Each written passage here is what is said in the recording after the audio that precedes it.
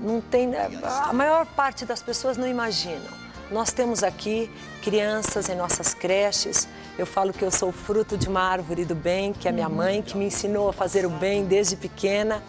Nós temos aqui em São Paulo 2.500 crianças nas creches, que é um trabalho de minha mãe. E as mães das crianças falavam, olha, nós passamos necessidade, mas o problema é no sertão. E isso nós comprovamos, porque o sertão nordestino, ele aqui nós temos um farol, nós temos as feiras livres, que a pessoa no final, você tem as frutas que sobram. Lá são povoados inteiros, abandonados, que todo povoado passa fome. Não tem para quem socorrer. Não tem um que possa dividir com os outros. Não tem. Aqui eu digo que qualquer pessoa que esteja passando fome, que diga, você me dá um prato de comida, qualquer padaria, qualquer casa vai dar. Pode ajudar. Lá não. São povoados inteiros que vivem sem absolutamente nada. E como que vocês começaram a agir de uma forma que as transformação. pessoas, isso, se transformassem na região onde estão, quer dizer, não saíssem do sertão, mas tivessem ali uma oportunidade de vida? Porque nestes anos todos de experiência, quando nós representávamos um Papai Noel no Natal. Chegávamos, nós deixávamos a fé, que falávamos, olha, nós sabíamos que o alimento ia acabar, mas eles ficavam com a fé, com o nosso amor, com o nosso carinho, que nós deixávamos em cada lar nos anos que nós fazíamos essa distribuição. Mas teve um ano que eu voltei muito angustiada, porque eu encontrei uma pessoa com elefantíase, que havia andado 6 quilômetros em busca, porque escutou falando que alguém estava distribuindo alimentos. Com elefantíase andando 6 quilômetros? A pé. E ela chegou com as pernas sangrando. E aqui é que estão dando alimento. E quando nós vimos aquilo, e aí nós fomos levá-la na casa dela. Foram 6 quilômetros que ela havia andado. E ela foi então me falando do que era o dia a dia deles. Foi me dando a receita da fome, que ela punha um pouquinho de feijão e muita água para que pudesse dar por muitos dias. Ela era magrinha e falava, eu já estou no caminho de volta para o céu. Eu penso na comida dos meus filhos. E quantos anos ela tinha? Ela tinha uns 40 anos. Já achando que no fim já, da vida, e tinha a dona Geralda, né? Tinha, acredito que eram 6 filhos. E quando nós se aproximamos da casa, crianças pequenas correndo. Mainha, trouxe comida, mainha. Então, é uma realidade que, infelizmente, a gente não tem a menor ideia. A gente vê nas matérias Etiópia, outros lugares complicados. Parece que é muito distante do nosso país, distante. Né? E aí, quando eu voltei nessa distribuição, muito triste, eu reuni meus amigos do bem, falei, escuta, nós somos em muitos. Nós podemos fazer mais do que simplesmente uma vez por ano.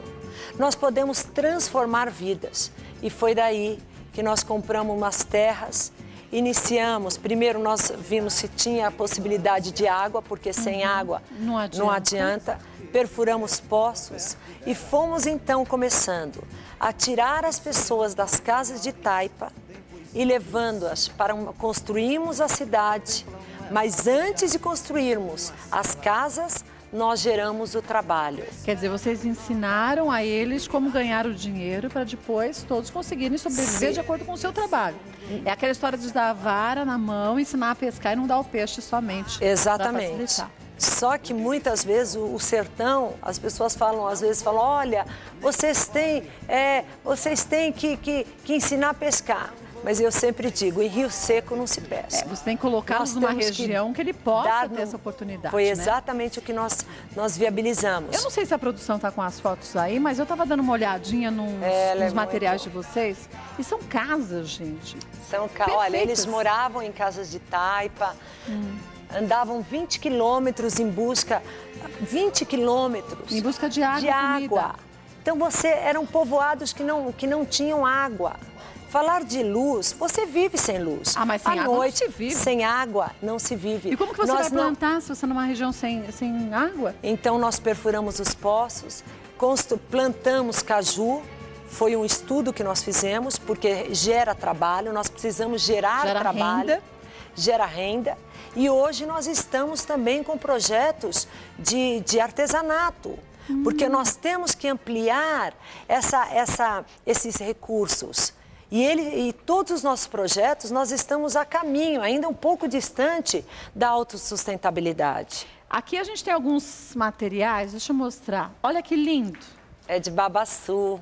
Gente, olha só que trabalho perfeito. É um jogo americano. E eles fazem nessa comunidade? Eles fazem na Cidade do Bem de Pernambuco. E a Cidade do Bem tem quantas famílias? Lá nós temos 100 famílias. 100 famílias. 100 famílias, só que nós temos em 3 estados, Ceará, Pernambuco e Alagoas. E nós temos 4 cidades.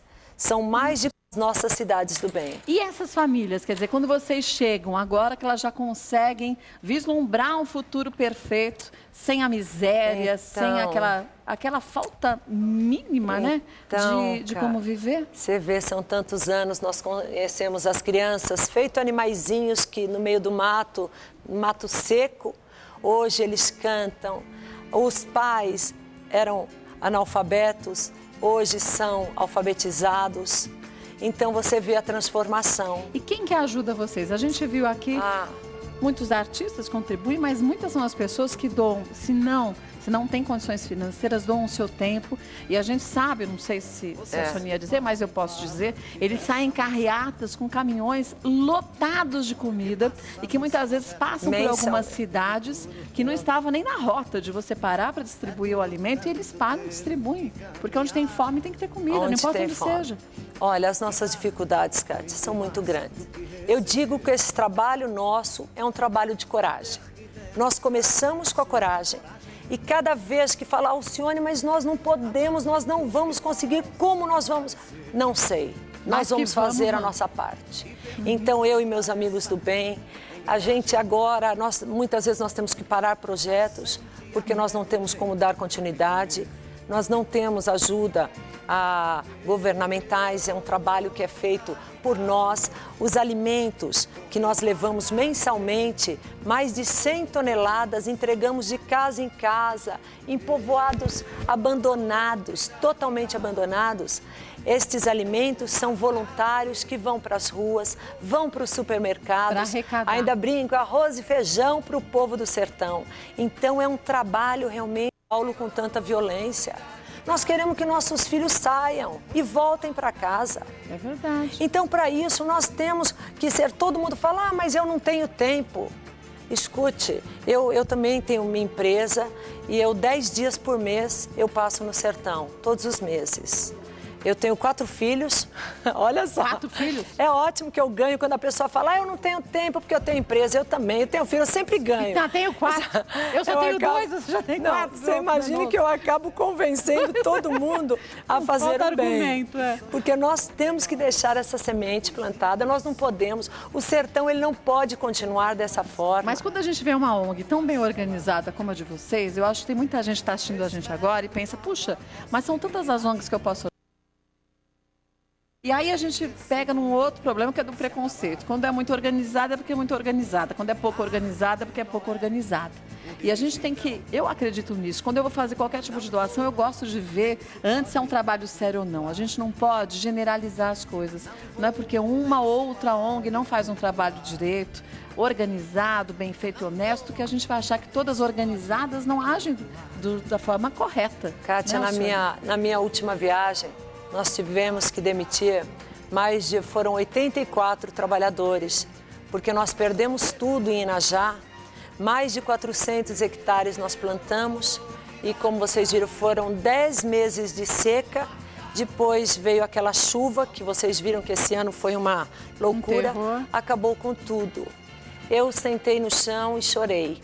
Chorei porque eu falei, como nós vamos fazer? Nós começamos a construir uma cidade que estava previsto 100 casas, tivemos que parar, só temos 14 construídas e demitir os 84 funcionários, trabalhadores. 84 famílias. Só que você diz, em São Paulo, quando você demite alguém, já é muito triste, né?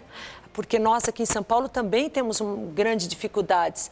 Mas existe a possibilidade de, quem sabe, eu vou arrumar outro emprego. Você faz um bolinho e vende, você faz alguma coisa e vende. Então, era eu sentada no chão, com vários amigos do bem, os trabalhadores me abraçando, indo embora. Eles te consolando, na verdade. Eles me consolando. pessoas que moram em casas de